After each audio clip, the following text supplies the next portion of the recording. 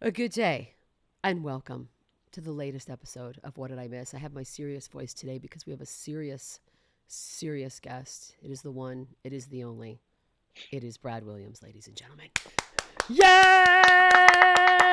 By the way, a lot of people may not understand it or know it since we just came off of NBA All-Star Weekend, but you are, in fact, an NBA Celebrity All-Star Game ringer. That is on your That's resume. right. I played in the game in 2019 in Charlotte. It went so well they had to cancel it the following year. It had nothing to do with the pandemic. That Nothing. was just that was just how dominant me and my buddy Adam Ray were. Oh, yeah, no, I was so happy when I saw you guys were doing that. I was like, see, now that's fun. Like that I could watch. I wish that you guys were on it this year and I might have remembered to watch. But you, before we Yeah. even get started, because I was, scrolling through my phone as one does when they're sitting in their bed, not sleeping. And all of a sudden, you post a couple of videos about an upcoming gig that's not just like a regular upcoming gig. Can you please, because I'm stoked, tell everybody what it is you're going to be doing? Yeah, and this is why like I know you were trying to get me on the show last week and I was like, Yeah. let's hold off. Let's hold off Yeah. because I knew this announcement was coming and I wanted to be able to promote this and talk to you about it. But I am a part of the brand new Cirque du Soleil show at the New York Hotel and Casino in Las Vegas, Nevada. The show is called Mad Apple. Oh my And God. I when people are like, okay, Brad, so you're gonna be doing like clown work or like are you going to be doing acrobats? Are we firing you out of a cannon? No, I'm just doing stand up. I'm doing me. I'm just doing it in a very funny outfit. But this is a big variety show. So there is singers, there's bands, there's magicians, there's comedians, there is the acrobatic performers that Cirque du Soleil is so famous for. But it's all of those into one crazy show. The theme of the show is the most insane night you could ever have in New York City, and it's being done in Las Vegas. And apparently, the most insane night you could ever have in New York City involves a dwarf telling you jokes, which I am totally fine with. That's how I've always pictured my most insane night ever. Okay, so a couple things. One, there was a part of me that was like, "Oh my God, is Brad a gymnast?" And like, I just didn't know about it this whole because that. I mean, that could we don't know what everybody can do, or maybe we all have these secret hidden talents. But also, Sure. your life is going to change, right? Because like you're now on the like a show schedule in Vegas. How does that work? Yeah, I go from working maybe Thursday through Saturday at a comedy club to working 5 nights a week in Las Vegas, two shows a night, Oh my um, God. a- and uh, and I'm gonna be moving out to Las Vegas for 3 months, and so I'm apartment slash condo slash Airbnb hunting right now. Maybe I can. Maybe there's an Airbnb that's like in Wayne Newton's animal Oh, sanctuary that I can just hang out with a bunch of flamingos. there has to be Um, something weird. Like there's got to be a weird Airbnb situation in Vegas somewhere. Has to be. yeah, I want to do something like that. So I'll be living there for 3 months. The family, the wife, the dog, the baby will be coming out Yes. to hang with me in Las Vegas because that's what you want in Vegas is a 2 year old. It's a That's a different healthy world. place. A healthy place for a 2 year old. She's gonna learn a lot of life's lessons really quick. Like she's gonna be really good at drinking by age 4. Like Oh, she's gonna know to sure. balance like a balance of water in there. Like she's gonna Well, know how she's gonna know not to have too much edible. Like it's no. I'm really making her grow up fast, my daughter. She'll be able So to tell you what urine smells like at 7 a.m. on a sidewalk, like which I think is a skill that you need yeah, personally. absolutely. By the way, But Cirque yeah, du Soleil doesn't fail. Like yeah. this is awesome. I am It, so it excited. it's really cool. I love the fact that now it's like because I have a bunch of friends that have seen my act a million times, and so then when I come to their cities, it's like do we have to Oh, see you again? And I'm like, God. yeah, it changes, it's good. And now it's like, okay, now in order to drag you out to the show, I've got acrobats and other comedians. There's one other comedian on the show, and he's a freestyle rapper. So he goes to the audience, he gets suggestions, you yell out any word. I saw him do it yesterday. It was incredible. And then he does like a 5 to 7 minute freestyle rap Oh my God. about whatever topics get thrown out, and it's funny. And the best part about it is when you hear freestyle rapper, you probably have a vision of what that person looks like in your head. I'm Yeah. telling you right now, that's wrong, because this guy is a white British guy. Does he rap with the accent? Does he have, or does the accent go away when he raps? Yeah, he raps with an accent. So Oh, it's like yes. if Hugh Grant was a G. Yeah. That's what he's like. He used He's to awesome. be. He He's used to be. awesome. Okay, And this is, God, I'm so excited about this. This gives me a reason to go to yeah, Vegas. Not that I ever needed a reason to go to Vegas, but now I have another one. And Josh Wolf lives there now. Like, maybe, should we all be moving to Vegas? I feel like maybe we should all be I moving think to we Vegas. should. I mean, why not? Have you been on Zillow and I gone know. around Vegas? I Like know. you can get a lot for a little out there. That's for sure. Get you one of the Not, mansions for the price of a yeah. 2-room apartment in LA. Like, it's so stupid. I mean, I wish that was a joke, but it's not really. It's not. Like I was in New York a few weeks ago doing shows and also shooting promos for the show, for the Cirque show. It's weird. They got me like hopping into cabs in Times Square and like doing all this Oh, stuff. And you do what you do when you're an adult now, and you go on Zillow. I used to go on Tinder. Now I always. go on Zillow whatever city I'm in, and I'm like, all right, for 2.5 million, I can get a lovely 900 square foot 1 bedroom apartment in New Yep. York. Okay. And Or then I or could I come go to down here to Vegas. Texas and get me 6 Yeah, houses. Boom. that too. You Put can them all together.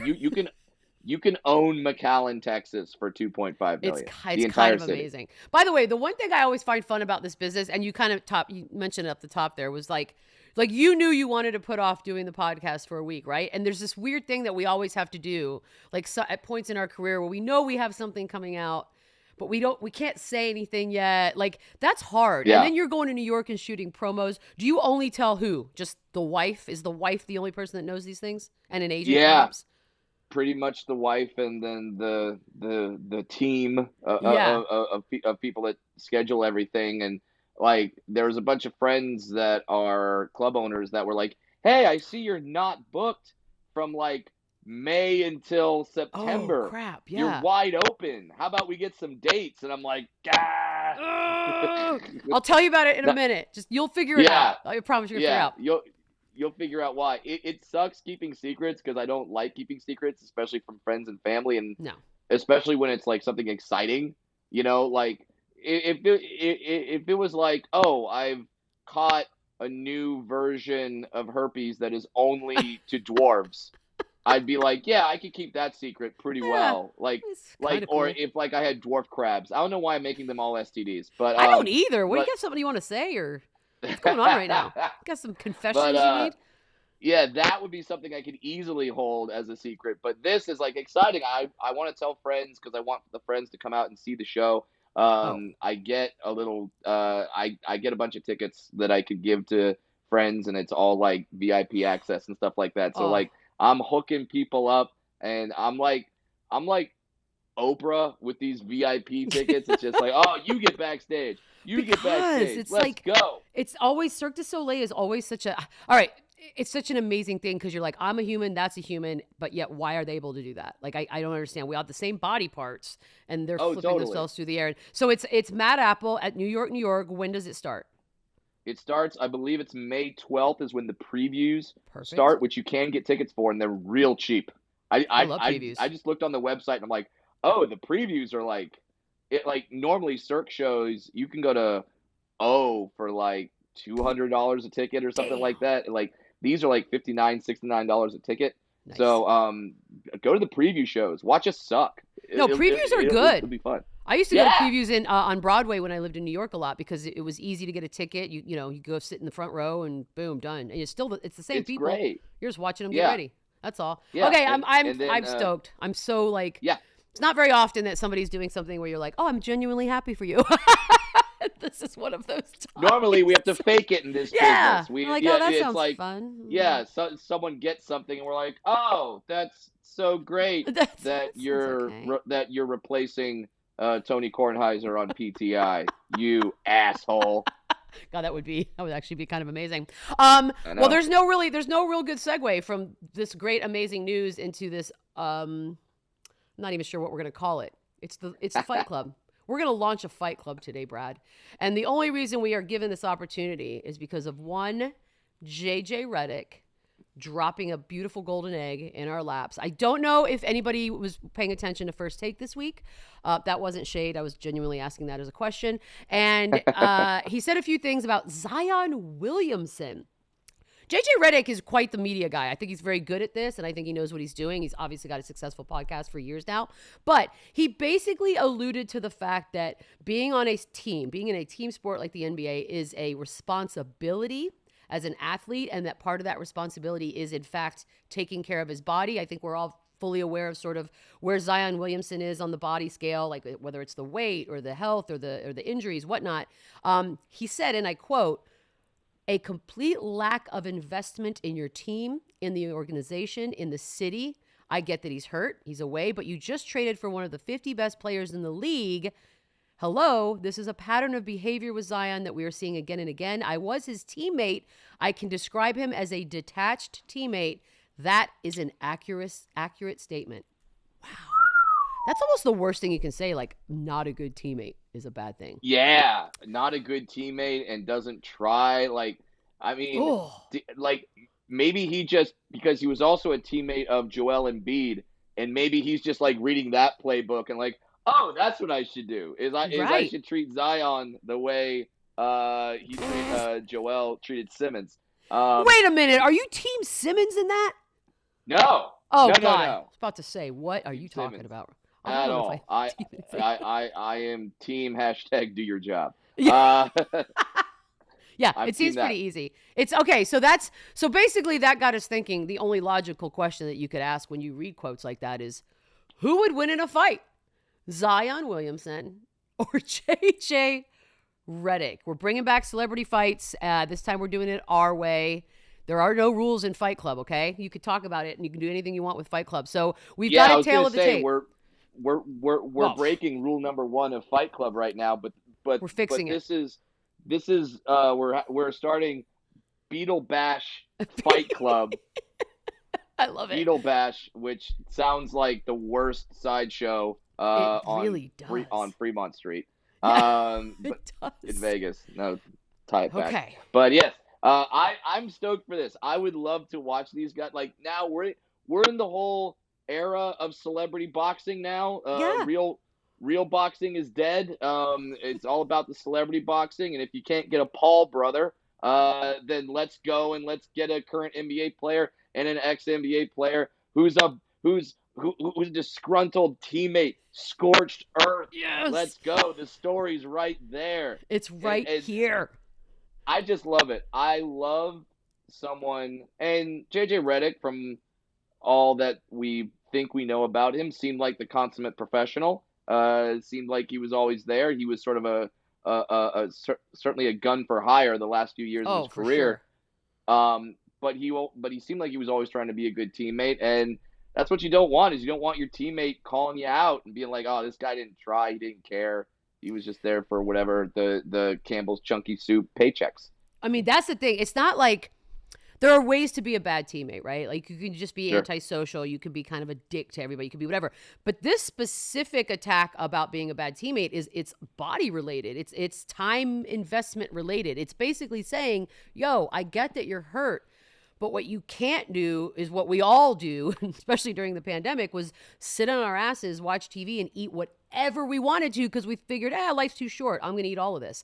And so it feels like that's what Zion's done here. I mean, he even has that commercial, which I still was amazed. The Mountain Dew commercial? Like, who let that happen? Yeah. Like, come on. Come on. Here's the thing is now, and I found this out especially during the whole Ben Simmons thing, is like, if you came out against Ben Simmons, there was a group of people that was like, "Oh, you're coming out against mental health." Right. And it's like, no, Not exactly. Like, if you're having problems, holy crap, I feel bad for anyone whose job it is to play basketball who has a wide open dunk layup and goes, "I can't do that." I feel bad for that person. I have sympathy, but at the same time, that is your job. Like, I can't say, I'm a stand-up comedian, but I'm having problems, so I'm just not going to go on stage, but you must continue to buy tickets and pay me. That is right. That is different. So it's like, so yes, when you talk, when you start talking about Zion's weight, there is a little bit of like, oh, you're body shaming, but it's like, well, Correct. but that's your job, and that's Right. why you're being paid as much as you're being paid is to perform at a peak condition, and if you cannot do that, then why are we Right. paying you? Right. It's like I get the people that would be like, it's body shaming, he could do what he wants, but it's like, you can't just be like, okay, my job is athletics, and I'm gonna get huge and not be able to do athletics, and then still demand the money and the respect and all that. And that Mountain Dew commercial, I Dude. mean, when they put him in the hoodie that was like 3 sizes too big, and Yeah. you're just like, oh, And they shoot it from this angle, which nobody looks good in that angle. don't do. Nobody. We've all learned Come on. selfie up Selfie there. up. Come on. Do Maybe, that maybe not angle. Britney Spears level high, but like maybe a little closer Yeah. to this. But like, dude, and so, and I will say this because I do know we live in the most sensitive of times, and people love to throw that word bullying, shaming. We throw all those words around, and we've taken all the meaning out of all of them. And so, and saying that is this. There are ways to talk about things like this without being assholes, right? Like, I understand the difference between body shaming. Like, if we just sat here and ran a bunch of fat jokes about a person, that would be rude and wrong and not cute. Yeah. But we are talking about sports. We are talking about an industry in which your weight is literally part of your resume. Like, it is part of your height, your weight, your data. It is all part of it. And you have all of the tools with which a person could be at their best. You've got access to the best gyms, physical trainers, you've got chefs, you got everything you could possibly need, everything that most of us would give a right arm for. And so, yeah, it is part of your job. It is, I don't want my doctor to stop knowing how to do surgery or to not have to update. I don't want like all of these industries, you have to have parts of it that are key, and that's one of them. And so I'd like to preface, part of your job. Yeah, it's tail of the tape, okay? There are other aspects to this fight, not just going to be weight related, because let's be honest, there is a height differential here of about 3 inches to get things started. Zion is a larger man than JJ Redick, but I don't think, and tell me if you agree, I don't think it's going to come down to that simple of whether or not Zion can beat JJ Redick in a fight. Well, because, like, okay, so Zion is obviously has the size advantage, has the height advantage, probably has the reach advantage. I would But think. Here's one thing. And the I know age. that, Whew. and the age, he's younger. Redick does come from a family of 5 kids. And one thing I know is that when people are one of many children, they're scrappy. Okay. They know how to get in there because they've been fighting their whole life. And if they wanted to get seconds, if they wanted to play with the toy, they had to know how to fight off their siblings. So That's a good call. he may have that scrap that I don't know if Zion has had. I mean, don't get me wrong. I've seen Zion fuck up a shoe. I've seen him destroy killed that shoe. destroy a shoe. So maybe he just goes full Hulk smash on Redick and treats him like that Nike and completely blows him out. But I don't know. I think Redick's got the speed. And I mean, when you say Zion's got the height advantage, yeah, Zion has a height advantage over me. Okay. I forgot who I was talking to, Brad. That's on me. That's on me. Yeah, 3 inches. Like, oh, it's 3 inches. What, are you gonna be like that reporter that asked Zendaya, like, hey, you're dating Tom Holland and you're 3 inches taller than him? How do you make that work? I love that was them a so real much. question. Oh, a real adult person asked that question. Actually asked it out loud. How do you make that work? I don't know. You do that. All right, it's 3 inches. Like, what is 3 inches? inches. Work with 3 inches. You're young, you're hot, you're rich. That's how you make it work. Tom Holland stacks 3 inches of $100 bills on the ground. Thank you. Stands on top of them, and then kisses his beautiful actress girlfriend. That's how they make it work. You ask me how I make it work with my wife. How much taller is your wife than you? A foot and 4 inches. Tail of the tape, so, right there. How do you make it work, in Brad? order to kiss her, I need a Batman grappling hook gun. So it's a little different. See, I don't even know why this is all you. Okay, so then we can just throw out The size differential. It's out. It's gone. Doesn't matter. It's irrelevant. At least with height, because I feel like Redick has to get a few hits in onto Zion, but Zion needs to get one.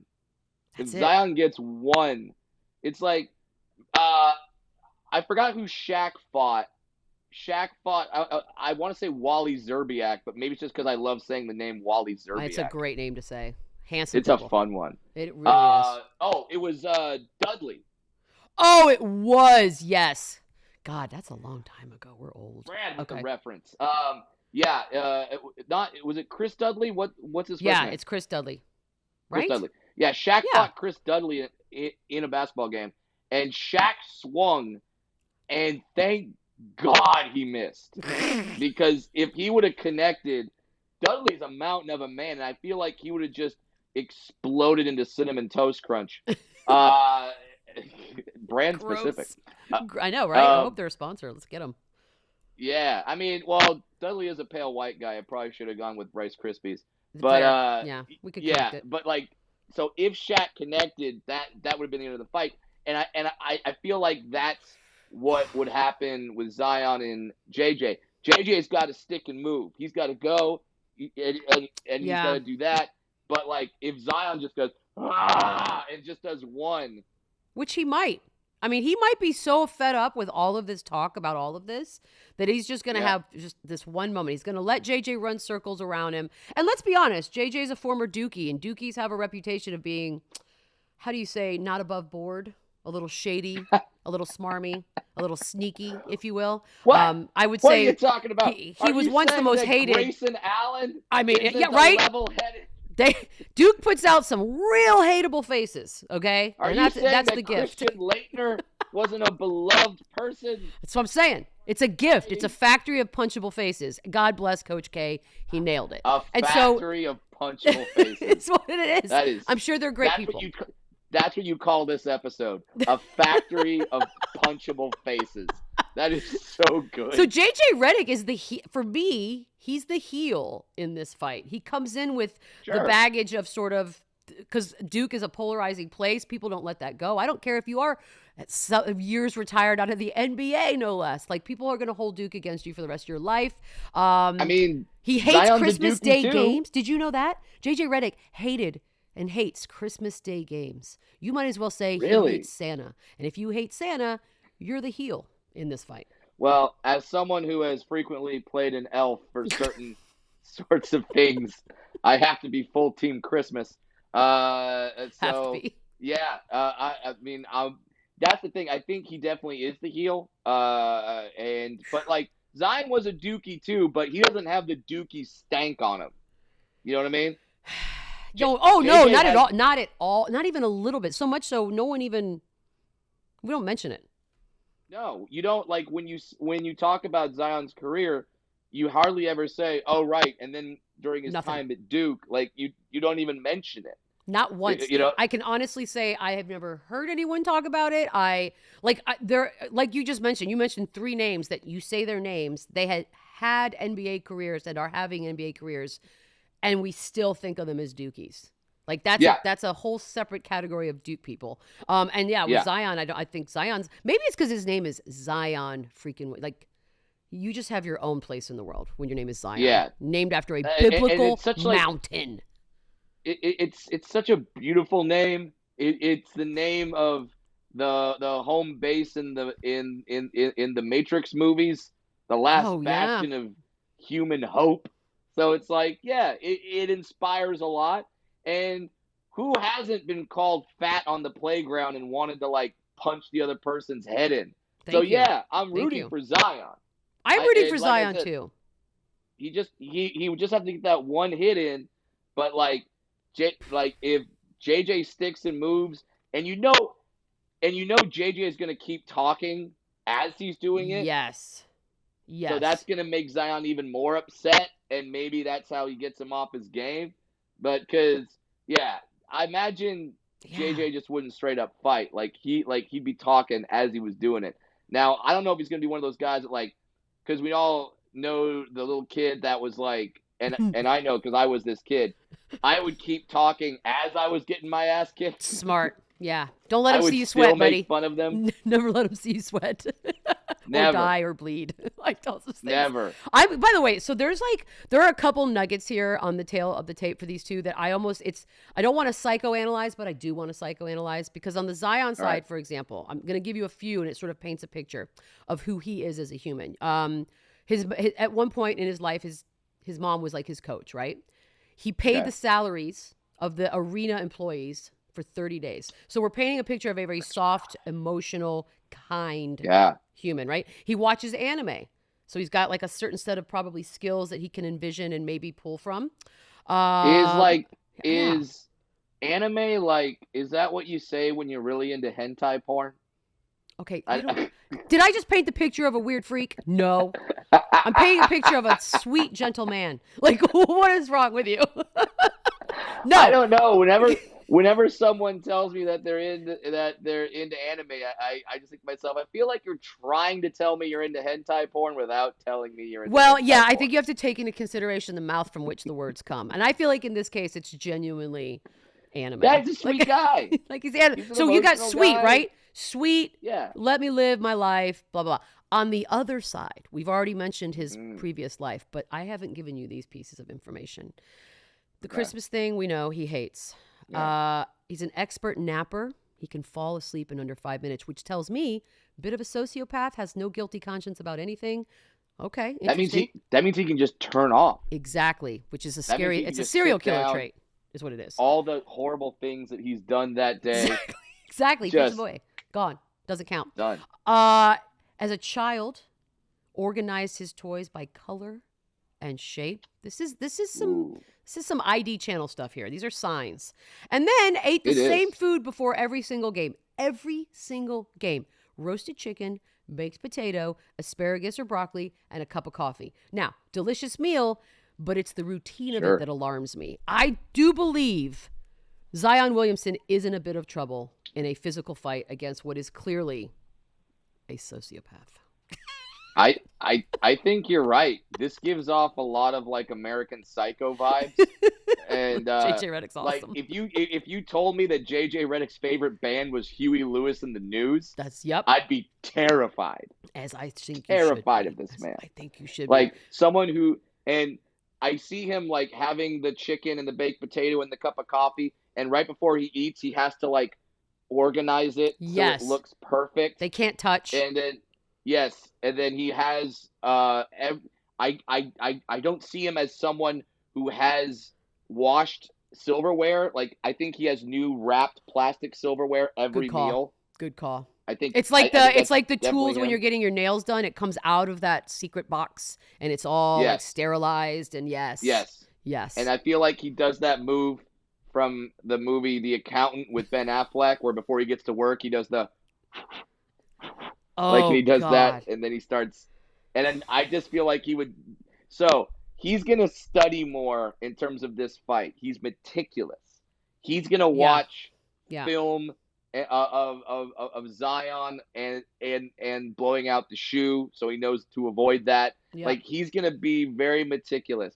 I just don't know if all the studying and all of the psychopath in the world will be enough to counter, because and also I feel like Zion's going to be like half-assing the fight, and then JJ, like I said, he's a talker. He's going to say that one thing. Maybe he'll say something about Zion's mama. And since Zion's mama was his coach, rage. Just done. That's okay. So are we agreed? So we have the age favors Zion, size favors Zion. Yes. But for some reason, are we both thinking JJ Redick wins this fight? I think JJ Redick is winning the fight, and then he's going to say that thing that snaps Zion into killer mode. And as long as his endurance hasn't gone down too much, as long as he's still got that George Foreman puncher's chance, that's all you need. It's over. Who's Coach K backing? Do we know? Who do we think? Oh man, who's Coach K back? Well, see, I think you have to say who does Coach K back next year, because now he's still in Duke. That's he's fair. Still in it. Yeah. I think you have to wait till he retires, and then he'll be like JJ, where once JJ's out of the league, I'm hoping that Oh, I hope he's telling once Coach stories. K retires, he starts a podcast and he just starts letting fly. Let me tell you about that a-hole Grant Hill. It just starts Yes. like, whoa. That would be my favorite podcast in the world if that's what happens. If he comes out and just starts, every story comes out. Because he's got Coach stories. K? He's got great stories. Yes. Of course he's got stories. So, all right, yeah, this is our first. This is our first official who wins a fight. You and I disagree because I don't think JJ will be able to trigger Zion enough. I think I give the edge to JJ Redick. I think he's got the sharper edges, the cunning, if you will, from years of experience of being a cheating turd at Duke. I love you, JJ Redick. It's just all in fun. It's all in fun. By the way, it's like he knows how to be a cheating asshole. He knows he's gonna win. He's good with the words. Those words are, trust me, I know words can hurt people's feelings. That's why they're fun. And Zion's a sensitive dude. He's a sensitive dude. As long as he keeps it like on the surface, I agree with you. I think JJ would win unless he says something about Zion's mama. All right, that's the key. If he says a mama thing, that's like the magic words that wakes up Zion, and then all hell will break loose, and then Zion will reach over out of the ring, grab Mike Krzyzewski, go full like Starship Trooper and like snap him in half and stuff like that. And he'll just be going nuts. He'll be like the shark from Suicide Squad. And just nom nom. Oh. I pay like $200 pay-per-view to watch it. I think that's a good. I would do that more than any of the Paul fights I've seen so far. Oh, and I paid for all those stupid things like the dumbass. Oh, Beadle. Oh, trust me, I'm done. I'm VPNing or whatever the hell it is you're supposed to do and steal it next time. I can't do it again. I was in a casino one time and I watched a Paul Woodley won the first one. Yeah, one. I can't believe we have to. Yeah, why are we doing that? But I watched that one and I was like, oh, this is bad. Yeah, bad. It's real bad. It's that thing where like an actor who you've never seen do comedy before says they're gonna host SNL, and then they do it, and then they're awful, and you're like, yeah, I knew this was gonna happen. Yeah.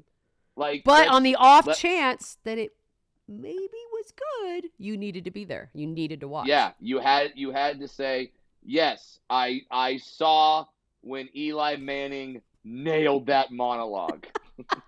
Monologue. You have to say I saw it. It's the hardest part. No one's there to Eli save you. Under the bus. Okay, so that's our first Fight Club. We've got a second thing. We're going to take a quick break. When we come back, it's Aaron Rodgers versus his own bowel movements. That's next. Welcome back. Brad Williams, our guest today, doing all kinds of great things. We just discussed Zion versus JJ Redick. That's the obvious topic of conversation today. But Aaron Rodgers back on the Pat McAfee show this week, which was good because I wasn't sure how that schedule was going to work once football was over. It was a lot about. He's just in a very zen place. If you listen to the interview, it sounds like he's in a very sort of did a lot of gratitude. Had some Instagram posts about gratitude and the people in his life.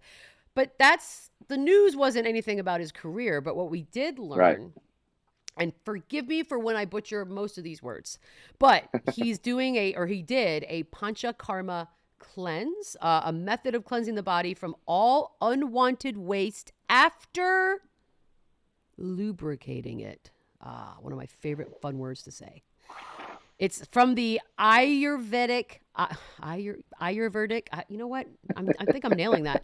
Anyways, it's a diet, right? It's a mixture of 2 grains that are easily digestible and ghee, which is that clarified butter that some people were doing with their coffee for a while there.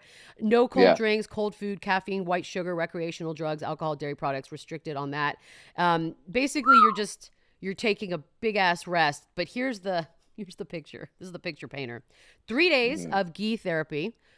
Which is basically you consume ghee until you evacuate at both ends. Lovely way of putting that. 1 day of therapeutic vomiting. 1 day of laxative therapy. 3 days of herb drops in the old nose. Many days of enemas, yoga, and meditation throughout. All right.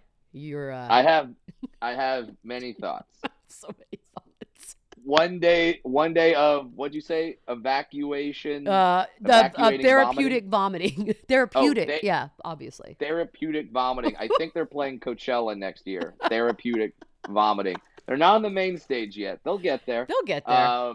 A day of vomiting. Wow. Just on purpose. Yeah, a day of vomiting. I'm wondering which. All right.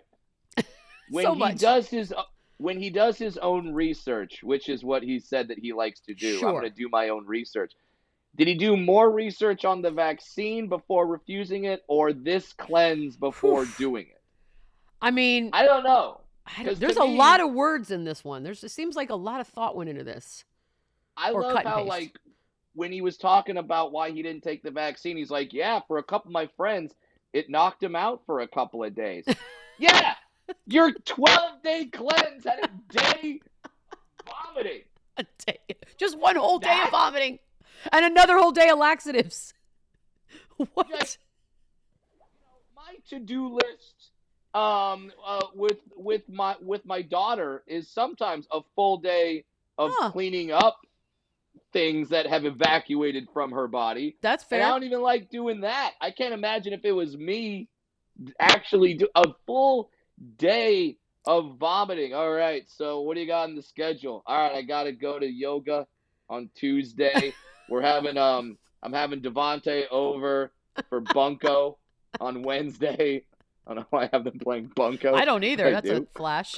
And then on Thursday, oh yeah, sorry, I can't have lunch on Thursday. I'm doing a full day of vomiting. Yes. And okay, so let me ask you this: is there a piece? Do you have a vomiting playlist? That's my question. Do you have a vomiting playlist? Are you alone, or do you have to have? Is there a person with you, sort of inducing these things, or is this like a spiritual? You have to be by yourself and do all of this. I don't know. I mean, don't get me wrong, because he also said that he needed. It was like he obtained a mindset of intense gratitude during this time, and I'm like, yeah.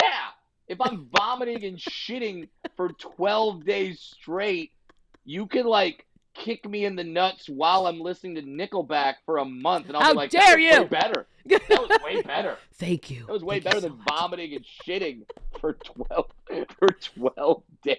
How much weight do you lose? Like, I'm not like that. Of course, it's such a chick thing. I'm like, well, how many do you think I could drop 15 pounds? Yeah. How's what that kind work? of pounds would I lose? Yeah, what are we talking here? Can I fit into my bridesmaid's dress? Am I gonna have to do this? Like, it feels like it's no. My favorite part about it is the specificity of everything. Like 1 day, 3 day, but then it's just many days of enemas. Many days. And also, are you administering enemas to yourself? Are these professionally administered? Like, how does that work? With some of his opinions over the pandemic, I knew he could fit his own head up his ass. But I wasn't sure. I don't know if he's administering the own enema. Clearly, he has a lot of skill with both opinions going out of his ass. He can talk out of his ass. He can stick his head up his ass. So maybe I think he's doing it by himself. There's a theme here. There's a theme here. And I feel bad because Rodgers once actually saw me perform in Montreal at the Montreal Comedy Festival back when he was dating Olivia Munn, Love the Munn, and they talked to me afterward. They were very nice. They were very sweet, and they were really great. So I feel bad saying all this stuff about him, but it's kind of funny. It's all right. We evolve. We all evolve into something else, or whatever it is we are, and it is what it is. And you can see behind me, I'm a major Denver Broncos fan. I'm still hoping he comes to the Broncos. So there it is. I'm saying, there it is, ladies and gentlemen, and that's what makes sports great. I can think you're a jackass, but if you're going to be good for my team, I'm in, baby. Bring it. Bring it on. Bring it on. I look. He has been nothing if not a source of entertainment this year. And it's run the gamut from, some serious stuff, which is not really things that I joke about because I'm like, whatever. But this, I think, is this is free, right? We can all laugh about pooping and vomiting for 12 days. Like, if you're not laughing at that, and I'm not sitting here debating whether or not the spiritual aspect of this is good or not. I'm sure it's cleansing and eye-opening and all the things he says it is. I don't have the strength, the willpower, or the desire to do it. That's all. I'm not eating ghee and not going to eat. Like, look, I like an animal as much as the next guy. But many days is where I draw the line. Once in a while, do you? Yeah. Hey, man. That's it. I installed a bidet in my house. So you fancy ass. That's what I want. Literally fancy ass. Literally. It's on my list. I want one so bad. It's the greatest. The bidet toilet or a separate bidet? A bidet toilet. Oh, like the ones in Vegas? God, I love those. Yeah, so things. I'm on the thing. I hit the button. It's got a seat warmer. Man, you never leave your bathroom. Beadle. I never. Let me tell you one thing. If there was one thing I miss on the road when I'm not home, I should say my wife and baby. I should say that. Yeah, you should, but I mean the bidet. Oh, it's on my list, dude. Every holiday, I'm like, anybody want to get me a bidet toilet, or is today the day? Like that's what? It's my gift. I want it. Treat yourself, okay? Treat yourself. Treat yourself. You have some sort of, I don't know if that's Ninja Turtles behind you. Buck Hunter and NBA Jam. Oh, good. Yeah, Solid an adult's room. That's all this is. That's where I reside. If I turn this slightly to that way, you'll see. Yes. You'll see something similar. You're growing up stupid. Yeah, absolutely. Like this would be my daughter's favorite room in the house. But like, God, yeah. You buy Buck Hunter and NBA Jam for yourself because it makes you happy.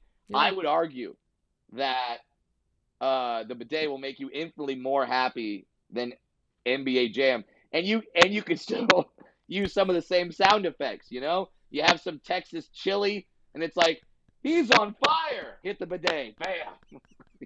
Oh my God! If there was ever a place for a break, I'm pretty sure this is it. Quick break, coming back, recapping. You don't need more hot bidet talk. No, but I hope we get a sponsor out of this. Good Lord willing. Whew, I hope the bidet people are listening. What is it, Kohl's? Oh, there's a couple. Toilet? There are a couple brands that, trust me, I've done a lot of research on this. We'll just come back and we'll wrap it up and then talk. I just want you to, plug it. By the way, my favorite part about this is when we were talking to The Athletic before we launched this thing, is like, well, what would a podcast that you'd want to do be about? And honestly, my first thing and first three things was like, I'd like to talk about bidets as much as possible. And they were like, that won't work. And yet here we are proving the experts wrong. Yeah. Once again, bidet talk does work, ladies and gentlemen. It's what everybody wants to talk about. It's Aaron Rodgers giving us topics that will make us all succeed. Aaron Rodgers, you've done it again, sir. Zion, JJ, can't wait for this fight. I will pay $200, maybe $300 for a pay-per-view.